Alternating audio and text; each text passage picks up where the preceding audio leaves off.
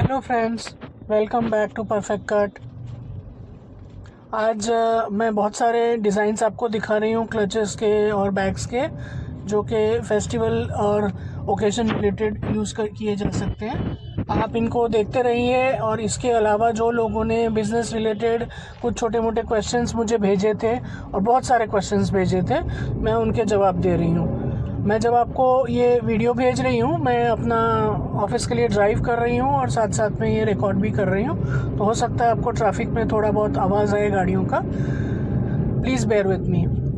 अभी जो जल्दी जल्दी से क्वेश्चंस लेते हैं। जो क्वेश्चंस ज़्यादातर लोगों ने पूछे हैं, पहले मैं उनको करती हूँ एड्रेस, और उसके बाद फिर जो इक्के दुक्के लोगों ने पूछे हैं वो बताती हूँ। जो क्वेश्चंस ज़्यादातर लोगों ने पूछे हैं, ये क्वेश्चंस मुझे व्हाट्सएप पे भेजे गए हैं। और ये क्वेश्चंस नॉर्मली लड़कियों ने पूछा है कि हम जब काम शुरू करते हैं तो हमको खाना पका के टिफ़िन सर्विस नहीं करना है, हमको किसी के यहाँ पे ट्यूशन नहीं पढ़ाना है जाके, हमको कोई डिलीवरी सर्विस नहीं करना है, हम स्विगी ज़ोमेटो पे नहीं काम करना चाहते हैं। तो ये मैं क्लैरिफाई करना चाह रही हूँ कि जब मैंने आप लोगों को मेंशन किया था बिज़नेस के बारे में बात करने का, तब मैंने ऑनलाइन बिज़नेस मतलब कोई चीज़ जो आप बेचना चाहते हैं ऑनलाइन, चाहे वो आप बना के बेचें या ख़रीद के बेचें, मार्केट से ला के आप अपना बेनिफिट और प्रॉफिट रख के फिर बेचें। मैंने ऑनलाइन बिज़नेस के बारे में इस वजह से नहीं बोला था कि आप कहीं ट्यूशन पढ़ाए या कहीं अपना क्लाउड किचन चालू कर दे या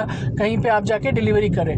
बहरहाल ये जो आपने जो डिस्कशन करी है कुरियर सर्विस का और डिलीवरी सर्विस का और ट्यूशन पढ़ाने का, और ये भी बहुत अच्छे बिजनेसेस हैं और ये भी काफ़ी प्रॉफिटेबल बिजनेसेस हैं। बहुत सालों से जब हम छोटे थे तब से हमारे पेरेंट्स भी ये काम करते हुए आए हैं, और आज की तारीख में भी बहुत सारी लेडीज़ ये काम कर रही हैं और काफ़ी प्रॉफिटेबल काम कर रही है।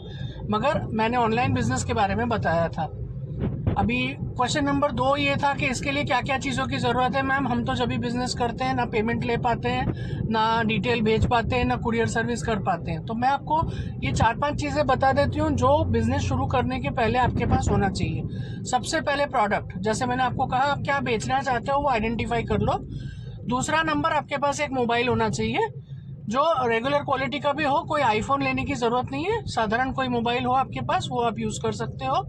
तीसरा, आप अच्छे बैकग्राउंड के साथ, अच्छे लाइटिंग और बैकग्राउंड के साथ कोई फोटोग्राफ कर सके, इस टाइप की आपके पास एबिलिटी होनी चाहिए। अच्छा बैकग्राउंड मतलब 5 स्टार होटल में जाने की या गार्डन में जाने की ज़रूरत नहीं है। अपने घर में ही आप अच्छी लाइटिंग के साथ फोटोग्राफ ले, जिससे प्रोडक्ट अच्छी तरह से लोगों को दिखाई दे।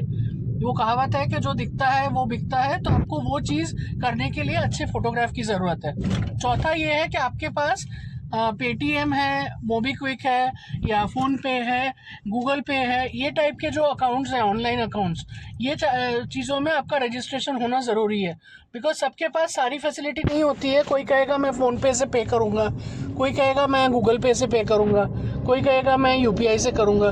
तो आपके पास एक यूपीआई आईडी और आपके पास ये 3-4 जो सर्विसेज, ऑनलाइन सर्विसेज जो रेगुलर सभी ऑनलाइन में चलता है, वो उसमें आपका रजिस्ट्रेशन होना चाहिए। चौथा, आपने पूछा था बैंक अकाउंट, करंट अकाउंट करने के लिए मैडम बहुत सारा डिपॉजिट देना पड़ रहा है, मिनिमम उसका जो पेमेंट है वो काफ़ी बड़ा है, हम नहीं कर सकते हैं। अभी आपके पास जो भी सेविंग बैंक अकाउंट है, आप उसी से यूपीआई अकाउंट जनरेट करें और उसी से गूगल पे और आपका फ़ोन पे लिंक करें और उसी के साथ आप काम करें।